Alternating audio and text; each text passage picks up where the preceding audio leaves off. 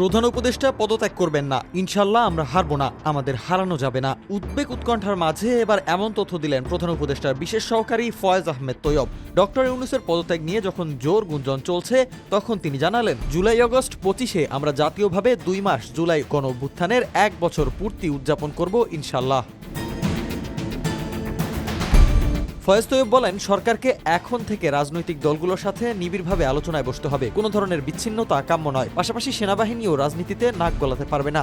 আজকের দুনিয়ায় কোনো সভ্য দেশের সেনাবাহিনী রাজনীতি করে না। তাই ডিসেম্বরের মধ্যে নির্বাচনের বক্তব্যে সেনাপ্রধান জুরিসডিকশনাল কারেকশন রক্ষা করতে পারেননি। সকল দরকারি প্রস্তুতি শেষ করে নির্বাচন এপ্রিল-মের যে কোনো সময়ের মধ্যে অনুষ্ঠিত হবে বলেই আশা প্রকাশ করেন তৈয়ব। এই সময়েই সকল যৌক্তিক সংস্কার সম্পন্ন করতে হবে জুলাই সনদ। তবে ডিসেম্বর থেকে জুনে দেয়া রোডম্যাপ মতে নির্বাচনের এক্স্যাক্ট ডেট ঘোষণার এখতিয়ার শুধুমাত্র ডক্টর মোহাম্মদ ইউনূসের বলে উল্লেখ করেন তিনি